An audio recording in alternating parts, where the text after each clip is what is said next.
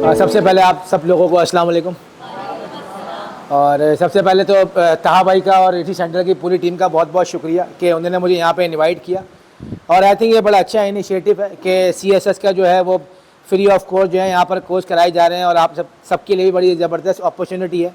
और मुझे उम्मीद है कि आपने इससे भरपूर फ़ायदा उठाया होगा और जो भी चीज़ें यहाँ पर आपको सिखाई गई होंगी, आपको सीखने को मिली होंगी, तो इंशाल्लाह वो आपके फ्यूचर में ज़रूर काम आएंगी। और जो भी आपका एग्ज़ाम होने वाला है, तो मैं दुआ को करता हूँ कि आप लोगों ने जो भी इसकी तैयारी की, अल्लाह ताला आप उसमें कामयाब करें।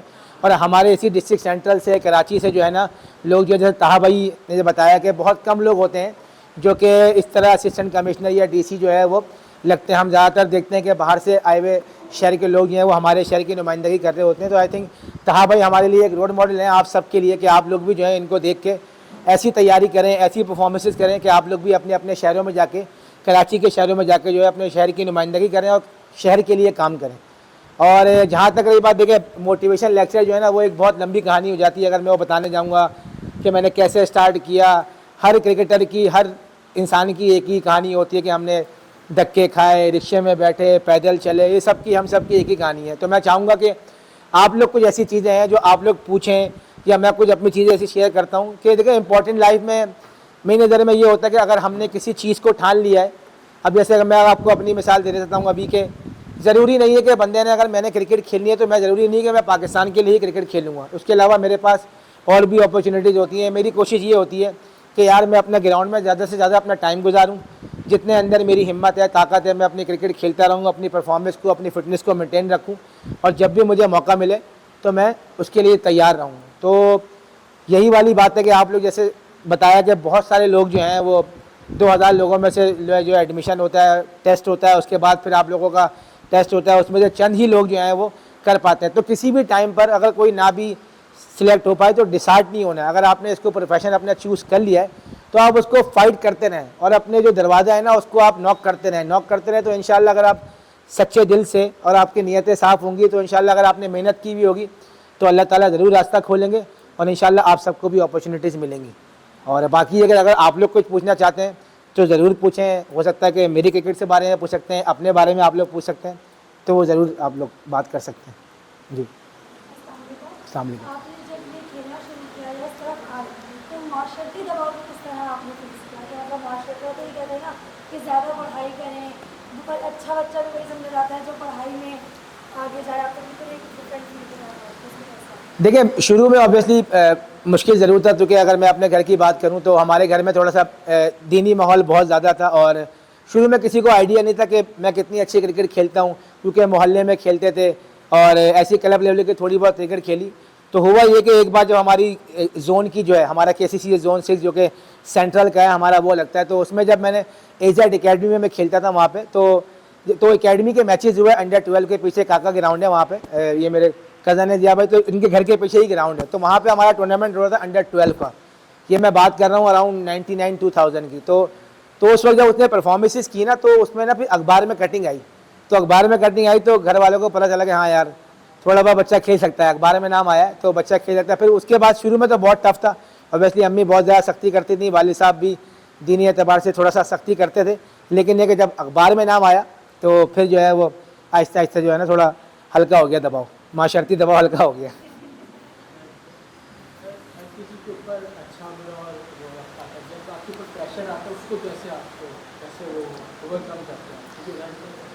देखिए प्रेशर ये बड़ा अच्छा सवाल है, क्योंकि सम टाइम आपने देखा है कि अगर हम क्रिकेट से पूछें तो सम टाइम हम लोगों से भी बहुत ज़्यादा मिस्टेक्स हो जाती हैं। प्रेशर में जब प्रेशर पड़ता है तो चीज़ें समझ में नहीं आती। तो आई थिंक उस टाइम पे अपने आप को आप जितना कूल रख सकते हैं उतना ज़्यादा बेहतर है। ये कहना बहुत आसान है, क्योंकि जब आप पे प्रेशर पड़ता है तो आपका दिमाग जो है ना उस वक्त काम नहीं करता। चीज़ अगर मैं आपको अपनी क्रिकेटिंग लैंग्वेज में बताऊँ तो ऑलमोस्ट जो है ना वो आपकी बॉडी जो है ना वो आपका साथ नहीं दे रही होती है। अगर आप एज अ बैट्समैन है तो आपकी ये सारी चीज़ें जो है ना वो उस टाइम पे ऐसा लगता है कि ये जाम क्यों हो गया। ये समटाइम आपको लगता है ना टीवी बैठ कर, यार तो सीधी बॉल पे आउट हो गया, नहीं भाई सीधी बॉल पे आउट नहीं हुआ, समटाइम बॉल गायब हो जाती है आंखों के सामने से।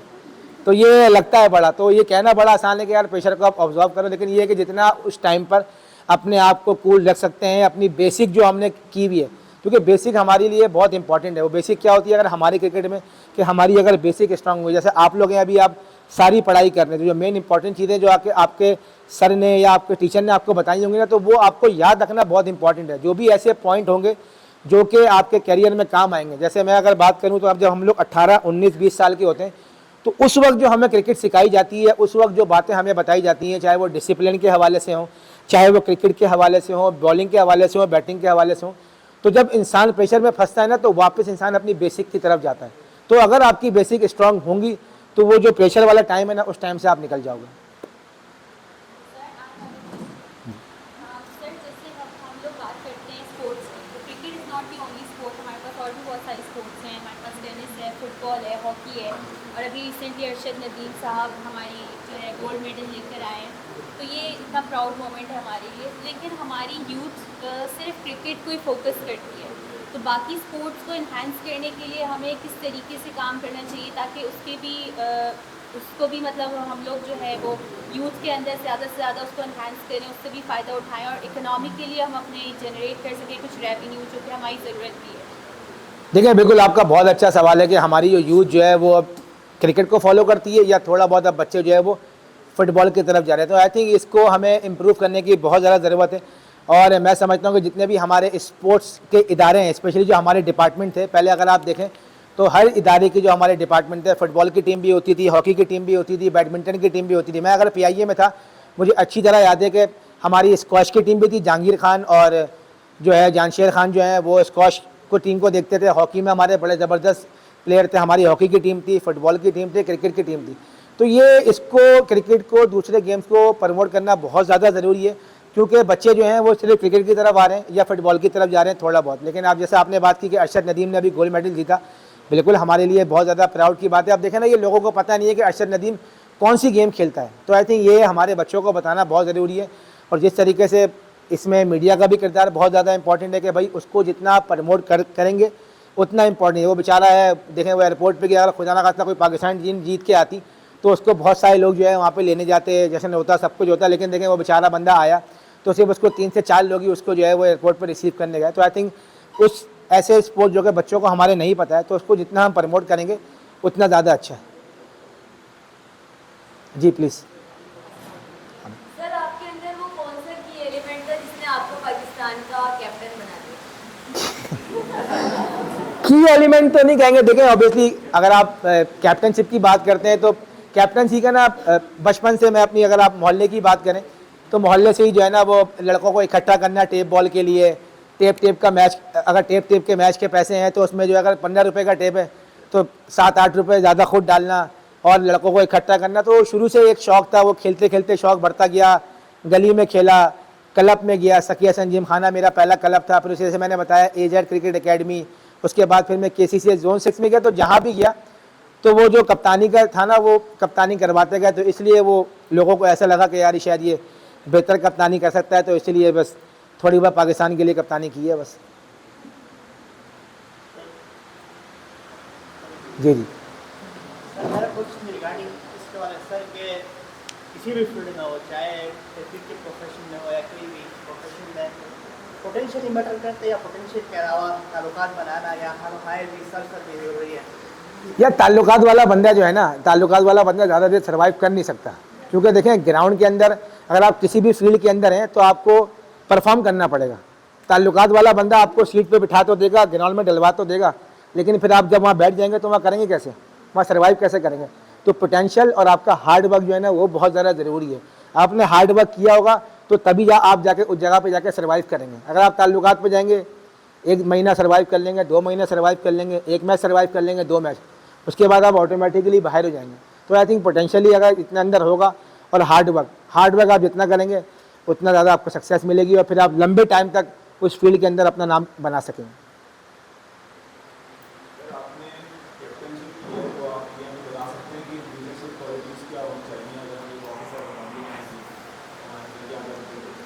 देखिए सबसे पहले तो लीडर को मेरे नज़दीक जो है, अगर लीडर ऐसे अगर आप इंशाल्लाह अल्लाह आपको कोई मौका देता है तो डेफिनेटली आपके पास एक टीम होगी। सबसे पहले जो एज अ लीडर आपके लिए इंपॉर्टेंट ये है कि जो आपकी टीम है ना, आपके साथ उनकी अंडरस्टैंडिंग बहुत ज़्यादा अच्छी होनी चाहिए।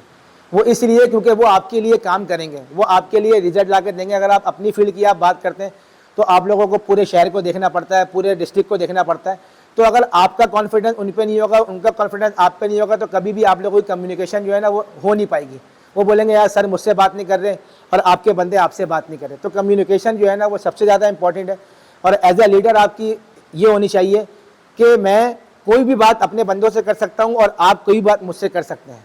तो जितना ये कॉन्फिडेंस होगा आपकी और आपकी टीम में, उतना आपकी टीम जो है वो आपके लिए बेहतर परफॉर्म कर सकती है। क्योंकि देखें कैप्टन कभी भी अकेला नहीं जीत सकता। कोई भी काम करने के लिए, आपको सक्सेस हासिल करने के लिए आपको अपनी टीम का साथ चाहिए। और टीम का साथ तभी मिलेगा कि जब आप सबको साथ लेके चलेंगे, एक ही तरीके से आप सबको जो है वो लेके चलेंगे। ये नहीं होगा कि यार कोई आपको लग रहा है कि ये थोड़ा बेहतर है तो मैं इसको डांटूंगा नहीं। अगर आप फील्ड के अंदर हैं तो आपने सबको इक्वल ही जो है ना वो आपने ट्रीट करना है। ये नहीं होगा कि यार वो फलाना भाई है तो उसको कुछ नहीं कहना और जो जूनियर है आपने उसको टाइट करके रखना है। अगर आप एक जैसा रखेंगे तो वो लोगों को नज़र आएगा कि यार सबको एक जैसे लेके चलना है। तो इम्पॉर्टेंट ये है कि आपका कम्युनिकेशन और जो कॉन्फिडेंस है वो होना चाहिए। जितना कम्युनिकेशन होगी, जितनी बात होगी, उतना बेहतर चीज़ें और उतने बेहतर रिजल्ट जो है वो आपके सामने आएंगे। आपका जो चैंपियंस ट्रॉफी का पूरा सफर था बड़ा इंस्पायरिंग था। और जब आपको कप्तानी मिली शायद 90 नंबर पे बिल्कुल पहली जो आता उनकी कैप्टन थी जिसने 11 T20 सीरीज एक साथ और उन्हीं रिसोर्सेज के साथ जिनके साथ पहले नहीं जीत पा रहे थे। हाँ। फिर आप आए, आपने टेक ओवर किया है, the formula change and you started to win. तो वो just bit of highlight on your journey towards Champions Trophy आखिर तक कि वो जो आप लेके गए फ्रॉम 9 तक हम डायरेक्ट क्वालिफिकेशन शायद नहीं कर पा रहे थे, उससे आप लेके गए और चैंपियंस ट्रॉफी आपने जीती। और प्लस हमारे जो बच्चे हैं इनको दिन में कम से कम 10 से 12 घंटे की पढ़ाई कम से कम इनकी होती है जो इनको लगातार 6-8 महीने करनी है।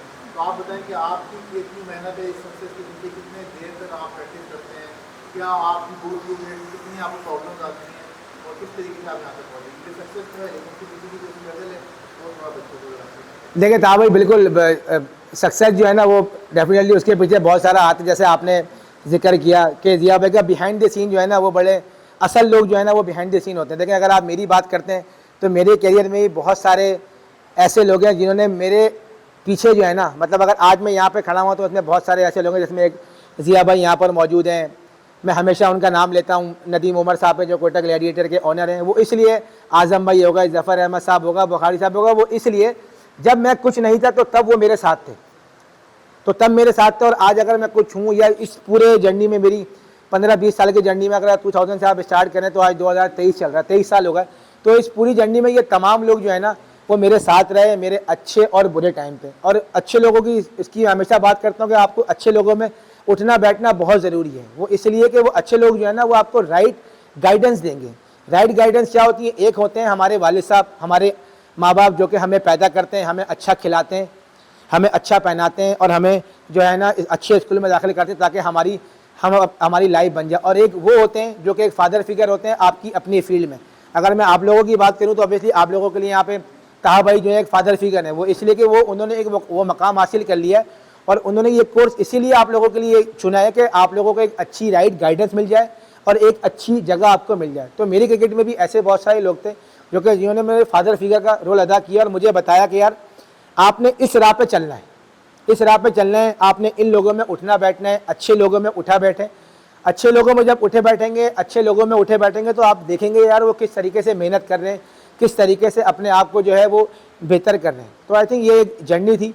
और जहाँ तक रही बात क्रिकेट की, जैसे ताबाई ने बताया कि हम जब मुझे कप्तानी मिली उस वक्त नंबर 9 की टीम थी हमारी और उसके बाद में काफ़ी सारे यंग लड़के थे। मैं हमेशा जिक्र करता हूँ कि कैप्टन का जो है ना प्लेयरों के बगैर कुछ भी नहीं है। अगर उसके प्लेयर उसके साथ हैं तो मेरी खुशनसीबी ऐसी कि मेरे साथ जो है वो तमाम सारे प्लेयर जो कि आज माशाल्लाह पाकिस्तान टीम की बैकबोन बने हुए इस वक्त, इसमें बाबर आजम है, शादाब खान है, शहनशाह अफरीदी हैं, उसके अलावा इमामुल हक हैं। ये सारे ऐसे वो प्लेयर हैं जो कि उस वक्त नहीं आए थे और आज माशाल्लाह पाकिस्तान टीम की जो भाग दौड़ है वो सब इनके हाथ में।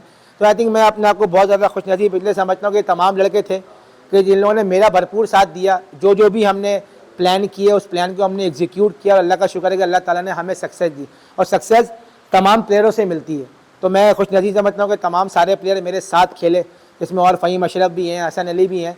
तो ये सारे ऐसे प्लेयर थे जिनकी परफॉर्मेंसेज बहुत ज़्यादा थी और हम इन सबको एक ग्रुप ऑफ बंच लेके चले और हमने भरपूर सपोर्ट किया और अल्लाह का शुक्र है कि हमें सक्सेस भी मिली।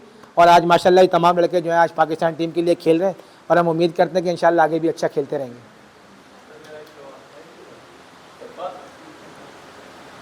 सर कभी कभी हम कहते हैं कि मैच फिक्सिंग होती है, यानी एक मैच हम जीतने वाले होते फिर भी हार जाते, या हम अनलकीली हार जाते हैं, या हमने नेशनल इंटरेस्ट को सामने रखते हुए हम उसको हार जाते, ऐसे क्या होता है? अच्छा, ये जो ये कोई ये कहता है ना कि ये चीज़ें हो रही हैं, तो उससे पहले पूछ लो कैसे होती है। उसको पता नहीं होगा, वो टीवी पे बैठ के भाषण झाड़ देगा कि भाई ये हो रहा है, उससे उसको बुला के पूछो तो उसके पास जवाब नहीं होगा इस चीज़ का। तो ये सारी जो है ना, ये सब फजूल बातें होती हैं। टीवी पे बैठ के आप कुछ भी कह दो बैठ के, ऐसा नहीं होता यार। कोई भी अपने मुल्क को हराने के लिए कभी नहीं खेलता। वो एक टाइम था, एक टाइम में सारी चीज़ें हुई जो कि नहीं होनी चाहिए थी, लेकिन इस तरह की बातें आई थिंक ये सब फजूल बातें होती हैं। तो इस बातें जितना गिरेज करें उतना ज़्यादा अच्छा है। हैं क्या? शायद आखिरी कप्तान थे हाँ और इंडिया से मैच हुआ था, तो ड्यूरिंग द इंटरव्यू उन्होंने कहा था कि कुछ मफादात पाकिस्तान की खातिर हमें झेलने पड़ते हैं, जिसमें उन्होंने पानी की मिसाल दी कि हमारा पानी इंडिया से आता है, और इसके बाद उन्होंने एंकर को खामोश करा दिया। तो उसमें भी आप कहते हैं कि जो पाकिस्तान इंडिया का मैच होता है उसमें भी हम नेशनल इंटरेस्ट को नहीं रखते। नहीं, नेशनल इंटरेस्ट का क्रिकेट से क्या ताल्लुक भाई? क्रिकेट है ग्राउंड के अंदर। इंडिया हम पे प्रेशर नहीं डालता मुख्तलिफ चीज़ों का। नहीं भाई, वो पॉलिटिकली चीज़ें, आप पॉलिटिक्स को जो है ना वो क्रिकेट में आप लेके आ रही हैं। देखिए, पॉलिटिक्स का काम ही नहीं है क्रिकेट में। क्रिकेट ग्राउंड के अंदर होती है, 6 घंटे की गेम होती है, तो उसको क्रिकेट को आप पॉलिटिक्स से ना ही मिलाएं तो ज़्यादा अच्छा है। आप देखें कि दोनों टीमों के प्लेयर जो हैं कितना आपस में अच्छे से मिलते हैं। अभी आपने देखा वीडियो सारी आई, तो ये सब चीज़ें जो है ना वो पॉलिटिकली, आजकल सोशल मीडिया का दौर है, तो जिसका जो चाहे वो लिख दे। नहीं, आप पूछो कोई मसला नहीं, वो बस वो जो कहें चलो। लेकिन ऐसी कोई चीज़ें है नहीं, आप पूछो, आप क्या पूछना चाहते हैं? इन्वॉल्व नहीं हुए जब विराट कोहली ने हाथ मिलाया था कि ये तो पिक्चर से हाथ मिला रहा है, तो पॉलिटिक्स इन्वॉल्व तो पॉलिटिक्स कहाँ से इन्वॉल्व हो गए? देखें, वो तो एक अच्छा जेस्चर था। और विराट कोहली जो है, अगर आप देखें तो वो दुनिया के लिए एक आइडियल प्लेयर है। वो दुनिया के लिए जो स्पेशली जो हमारे यंग बच्चे हैं, वो हो गए विराट कोहली हो गए, बाबर आजम हो गए, केन विलियमसन हो गए, या स्टीव स्मिथ हो गए, ये सारे ऐसे प्लेयर जो कि दुनिया के लिए आइडियलाइज हैं। तो आई थिंक अगर विराट कोहली से कोई आके मिलता है या बाबर आजम तो कोई बच्चा आके मिलता है, तो इसमें किसी को पॉलिटिकली उस चीज़ को इन्वॉल्व करना नहीं चाहिए। नहीं जी।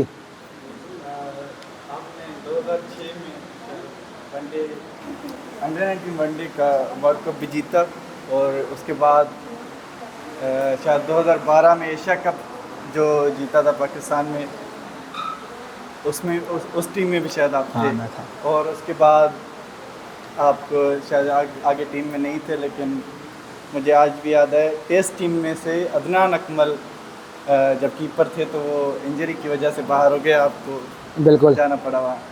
फिर आपने पीछे मुड़कर नहीं देखा, जैसे आगे चलते रहे, और 2015 वाले वर्ल्ड कप में आपने बहुत अच्छा परफॉर्म किया। उसी बेसिस पे शायद आगे आपको टीम का कैप्टन भी बनाया गया। 2017 में आपने चैम्पियंस ट्रॉफी जिताई, उसके बाद 11 T20 सीरीज़ जिताई, उसके बाद 1-2 सीरीज़ अच्छी नहीं गई मुझे याद है, तो आपको कैप्टन की पोजीशन से पहले हटाया गया, फिर टीम से निकाला गया। आपने बहुत सारे जो है ना यंगस्टर्स को बहुत अच्छे चांसेस दिए, जैसे हसन अली, शादाब खान। आप खुद बैटिंग पे 7-8 नंबर पे जा रहे थे, उन्हें पहले मौका दे रहे थे ताकि वो सीख सकें और अंडर प्रेशर जो है ना सिचुएशन को हैंडल कर सकें। उसके बाद आपको जब टीम से निकाला गया, शायद 1-2 वनडे सीरीज हार गए थे, उसके बाद आपको T20 की कैप्टनसी से भी हटाया गया।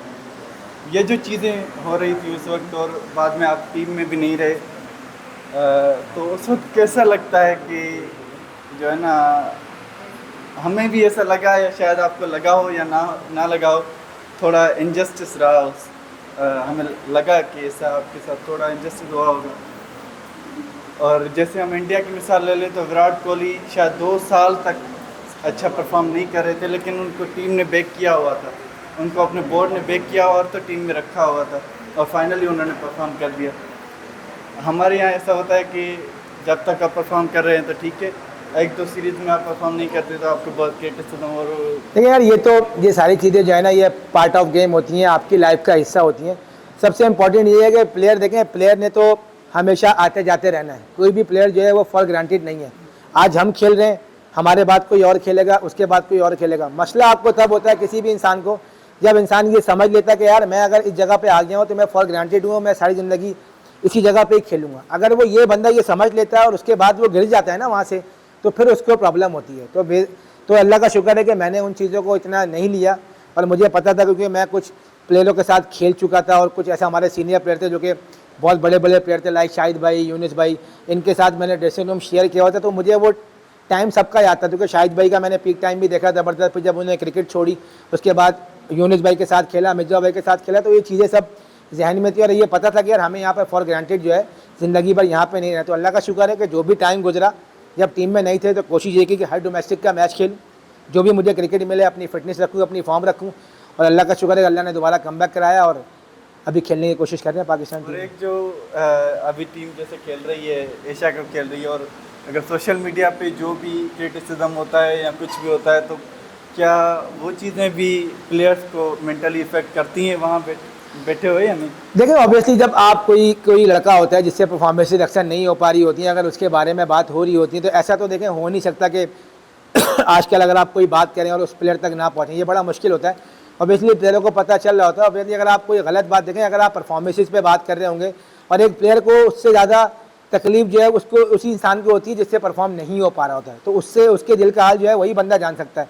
तो आई थिंक अगर उस पर बेजा तनकीद हो रही हो तो डेफिनेटली उस पर प्रेशर ज़रूर पड़ता है, लेकिन ये कि जिस टाइम पर अगर टूर्नामेंट चल रहा है या कोई सीरीज़ चल रही है आई थिंक अगर हम उस टाइम पे वो बातें ना करें तो ज़्यादा बेहतर है। जब सीरीज़ ख़त्म हो जाए फिर ज़रूर उस पर ज़रूर बात करें। सरफराज साहब की रही है थ्रू आउट, उनसे सीखने का मकसद था, और yes I can understand you guys are really excited to see him, but there are certain protocols about the question that he asked, and लगना चाहिए कि ब्यूरोक्रेटिक क्लास बैठी है और वो सवाल पूछ रही है, ऐसा नहीं करना। ऐसा लगा प्रेस कॉन्फ्रेंस स्टार्ट हो गई स्पोर्ट्स की। तो वो नहीं हो रही है,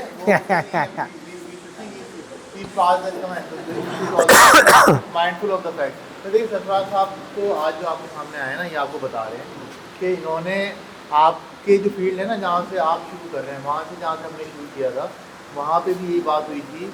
हमें लोग कहते थे कि भाई रिश्वत चलती है, जो आप बात कर रहे हैं ना कि फैक्ट फिक्सिंग हो जाती है, ये हो जाती है, हमें भी ये कहा जाता था कि रिश्वत होती है, सिफारिश होती है, आखिर में किसी और को दे दिया जाता है। लेकिन हमने अपनी फील्ड में देखा कि जो इंटेलिजेंट लोग थे या जो एफिशिएंट लोग थे, जो कर सकते थे, जिन्होंने मेहनत की, वो लोग वाकई आ गया है। और CSS एक ऐसा इदारा है, बहुत कम पाकिस्तान में ऐसे इदारे रह गए जो 100% मेरिटोक्रेसी पे काम करते हैं। हमने ऐसे लोग देखे हैं जो बड़े हम्बल बैकग्राउंड से आके उन्होंने आज DC लगे, फिर चीफ सेक्रेटरी लगे और बहुत बड़े बड़े ओहदों पे लगे। इस तरीके से सरफराज साहब की जर्नी भी यही बताती है आपको। जो आपको सीखने वाली बात है ना, वो यही है कि he had no backing at all. आप मुझे बताएं, इनके चाचा कोई मिनिस्टर हों, इनके मामा कोई चीफ सेक्रेटरी हों, या कोई मेजर जनरल तारिक सूरी साहब ने भी हमें ज्वाइन किया है, ये फ्रॉम आर्मी, इनका कोई आर्मी में कनेक्शन हो, कहीं पे भी कोई इसमें बात नहीं है। He had only one thing, two things he had, एक टैलेंट था और उस टैलेंट को पॉलिश करने के लिए हार्ड वर्क था जो इन्होंने किया। उसके साथ ये बिल्कुल नीचे से शुरू हुए, अंडर 12 से शुरू हुए, अंडर 12 से स्टार्ट करके ये वहाँ तक पहुँचे, अंडर 19 में पाकिस्तान को जिताया। तो कहने का मकसद ये है कि आपने अपना होप लूज़ नहीं करना, और ऐसे ऐसे मौके इनकी ज़िंदगी में आए कि मतलब 11 सीरीज़, मतलब शायद वर्ल्ड रिकॉर्ड होगा कि 11 सीरीज़ जीते हुए कप्तान को अगली सीरीज़ के बाद आप बाहर कर दें, वो भी इन्होंने फेस किया। And he fighting it out, fight करने के बाद, टीम से निकलने के बाद दोबारा टेस्ट में आए और ना सिर्फ आए और इस तरह से आए कि मैन ऑफ द सीरीज़ बने। मतलब ये कोई छोटी बात नहीं है, ये हमें लग रहा है कि है ना, आप 6 महीने आप ज़रा चीज़ों से आउट हो जाएँ, किताब ना पढ़ें, आपसे किताब नहीं पढ़ी जाती। ये इंटरनेशनल लेवल के मुकाबले में अपने आप को फिट रखते हैं, मेहनत करते हैं, बहुत सारी चीज़ों को लेके चलते हैं। और हमें पता है कि एक दफ़ा एक चीज़ आ जाए तो उसको फिर मैनेज करना बड़ा मुश्किल हो जाता है। अगर आपके हाथ से निकल जाए वापस लेना, क्योंकि नीचे से बहुत टैलेंट आ रहा है, उसको ये डिफाई करते रहे और अपने साथ अपनी काबिलियत की बेसिस पे लेके आए। Quetta Gladiator used to be one of the best team in PSL, और इंशाल्लाह इसको दोबारा उठाएंगे, लेकिन ये स्ट्रगलिंग उससे और ट्राई कर रहे हैं, अपनी पूरी मेहनत लगा रहे हैं। तो ये आपके लिए वो रोल मॉडल हैं जैसे लोगों आपको चाहिए अपनी मेहनत करते हुए, कि जब आप तैयारी करें और तैयारी करते हुए जब आपको लगे कि आप थक गए, आप आगे नहीं बढ़ सकते, तो आप इन जैसे लोगों को याद करेंगे कि जो नहीं थके और 20 साल 25 साल से मेहनत कर रहे हैं, तो कुछ नहीं है कि पाकिस्तान आगे बढ़े। कितने क्रिकेटर ऐसे थे आपने हाल में देखा कि जो 26 साल की उम्र में, 27 साल की उम्र में रिटायर हो गए और जाके कोशिश कर रहे हैं लीग से पैसा कमा लें। इनका बस चले ये आज ही जाएँ और लीग से, मुझे नहीं लगता टेस्ट क्रिकेट से ये जितना इनको मैच फीस या पैसे मिलते होंगे उससे कई गुना ज़्यादा ये शायद T20 लीग खेल के कमा सकते हैं। लेकिन इन्होंने उस रेस से निकले नहीं। बड़ा आसान है इनके लिए कि एक दफ़ा अपने कॉन्ट्रैक्ट सेटिंग, यहाँ पे सदर साहब बैठे हैं, ये समाज से आए हैं, कि बताएंगे कि बड़ा मुश्किल होता है अगर आप पीसीबी के कॉन्ट्रैक्ट में आपको बहुत सारी चीज़ों का ध्यान रखना पड़ता है, हर चीज़ का बताना पड़ता है कि आज रिटायरमेंट लें, अपने पैसे कमाएं, अमेरिका जाएं, कहाँ जाएं, सब कुछ करें। लेकिन नहीं, इन्होंने अपने मुल्क को सर्व करने के लिए स्ट्रगल किया, वही स्ट्रगल आपको करनी होगी। अभी आप कर रहे हैं पढ़ने के लिए, लेकिन फिर जब आप सिलेक्ट हो जाएंगे तो फिर आपको उस वक्त सीट पे बैठ के स्ट्रगल करनी पड़ेगी कि एक तरफ आपके लिए सही काम है, किसी गरीब की हेल्प करना है, और दूसरी तरफ से फ़ोन आ जाता है किसी इंपॉर्टेंट पर्सन का कि भाई ये नहीं करो, ये करने से मेरा ये नुकसान हो रहा है। तो फिर आपका वो जो डिसीजन होगा ना कि नहीं भाई आपने इस चीज़ को हेल्प करना है, वो आपको काम आएगा। उस तरह के मौक़ों पे आप इस तरह के लोगों को याद रखें कि जिन्होंने बहुत सारी चीज़ों की कुर्बानी दी और कुर्बानी दे के मुल्क के लिए आगे बढ़े। आज भी ये अपनी अकेडमी चला रहे हैं। मैं फर्स्ट हैंड जानता हूँ कि कितनी उस अकेडमी चलाने में इनको मुश्किलें आती हैं, कितने लोग उनको तंग करते हैं, बट ये हेल्प कर रहे हैं लोगों की, बच्चों की भी कर रहे हैं। जिया साहब हो गए, तो ये मकसद था आज के लेक्चर का।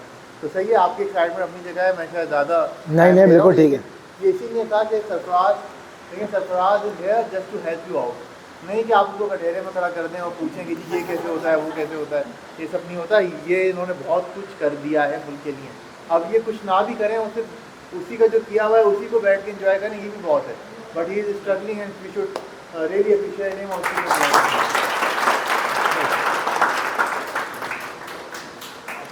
आई थिंक कंक्लूडिंग नोट करते हैं, फिर हम उसको बताएंगे। बस मैं सबसे पहले तो आप तमाम लोगों को बेस्ट ऑफ लक कहना चाहता हूं, और इंशाल्लाह मैं उम्मीद करता हूं जिस तरीके से आप लोगों के लिए कोर्स जो है वो ऑर्गेनाइज़ किया गया है, और इससे आप सब लोगों को भरपूर फ़ायदा होगा। और बस वही एक बार फिर के भाई देखें, अगर आप लोगों ने इस फील्ड को अपने लिए चुन लिया है तो बस इस फील्ड में आप जितनी मेहनत आप कर सकते हैं आप मेहनत करें, और फील्ड के अंदर रहें। अगर आप फील्ड से बाहर निकलेंगे, देखें दुनिया तो आपको गिराने में लगेगी, लेकिन आपने उस वक्त गिरना नहीं है, आपने उस वक्त उठना है, और उठ के जो है ना और ज़्यादा मेहनत करनी है। हो सकता है इनमें से कोई निकल जाए, कोई आगे ना निकले, तो आप अपनी फील्ड में मेहनत करते रहें और कोशिश करेंगे, और दरवाज़ों को दोबारा नॉक करते रहें। इंशाल्लाह अल्लाह ने चाहा तो आपको ज़रूर जो है, इसी हम यहाँ पे जो लोग बैठे हुए हैं, इंशाल्लाह हो सकता है हम लोग ही आपके पास आ रहे हो, यार हमारा ये काम कर दो भाई हमारी ये रोड बनवा दो, हमारा ये कोई काम कर दो। तो आप सब लोगों के लिए बेस्ट विशेज़ है, और उम्मीद करता हूँ कि ये जो कोर्सेज आपके लिए करवाए गए हैं, इंशाल्लाह ऐसे और भी ताहा भाई जब तक हमारे डिस्ट्रिक्ट सेंटर में रहेंगे, इंशाल्लाह मुझे पता चला ये जा रहे हैं ये, तो अब देखें हो सकता है कोई और आएगा तो वो इस चीज़ को जारी रखेगा। बाकी के बहुत सारी नेक तमन्नाएं, दुआएं आप सब लोगों के साथ हैं। अल्लाह ताला आप सबको कामयाब करे। Thank you.